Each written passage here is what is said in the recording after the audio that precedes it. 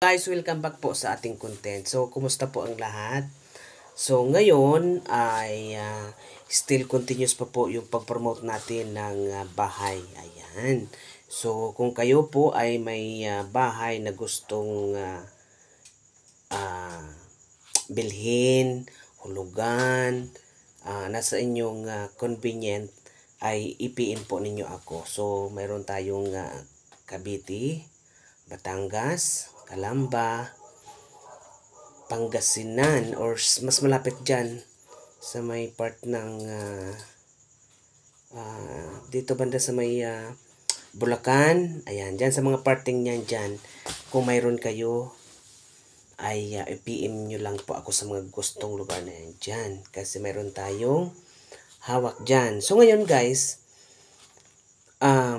kung kayo po ay nagbabalak na kumuha ng bahay, kailangan nyo pong pokusan, talagang mag-invest kayo na, kasi the more na pinapalagpas niyo yung taon, the more na dahil tumataas ang value ng bahay guys. So ngayon, sa tingin ko, it takes mga 15 years pag pinalagpas mo pa yung yung mababa na gusto mong mangyari is papuntang Real Infanta Quezon na yan.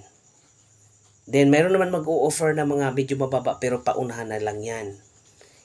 Iilan na lang yan guys. Kasi, if I'm not mistaken guys, dito sa aking nakuha, nung time na nakuha ko to, ang equity for monthly nito ay, ang baba lang. It takes mga sa 7,000 lang siya.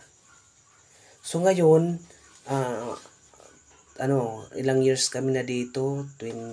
2019, 20, 20, or 4 years, magpo 5 years na rin. So ngayon, ang mangyayari guys, from 7,000 ngayon guys, ang taas na ng equity niya. Ang equity niya guys is umaabot na ng 13,000. O diba? Ang taas. So siyempre nakadepende pa rin yan sa sa gusto ninyong mangyari na mababa. Kaya, kung gusto nyong kumuha guys ng property, kumuha na kayo ng gusto ninyo. Although kasi yung iba, mas malapit, mas convenient doon sa lugar. Pero kung gusto niyo yung medyo probinsya type, ayan, yung Laguna area. Tulad dito sa amin, malayo kami sa Kabiasnan. Pero okay naman guys, dahil, tawag dyan, peaceful, yung baha, hindi mo pa problemahin, yung market medyo malayo nga lang ng konti, pero dadating din yung panahon na magkakaroon din yan dito. So tiyaga lang talaga. Ayan. Tapos kung gusto nyo talagang kumuha, mayroon lang talaga kayong isa-sacrifice guys. Mayroon kayong isa-sacrifice na tawag dito, halimbawa, nagta-travel kayo palagi, nag-out of town sa isang lugar na gusto ninyong puntahan, ano pa ba, kumakain kayo lagi sa isang restaurant, so ikakat nyo yun, yung magiging cost nun, yun ang ilalagay nyo dun sa bahay guys. Napakalaking bagay. Kung hindi nyo man yan hindi nyo man yan agad tirahan, halimbawa, i-invest nyo kung mayroon kayong sapat na pera, tapos iparentahan nyo siya. Tapos, pag mayroon nagre-renta, kung magkano yung amount nung bahay. Kasi minsan ganun yung ginagawa ng kadalasan iba 'di ba? Bumibili ng bahay, hindi nila tinitirahan, pinapaupahan. So yung renta, instead yung monthly noon, yung nagre-renta yun ang nagbabayad, 'di ba? So maganda yung investment na to guys, sa totoo lang. Tapos, syempre, pagdating din ng takdang panahon, mayroon kayong ipapamana para sa inyong anak, guys.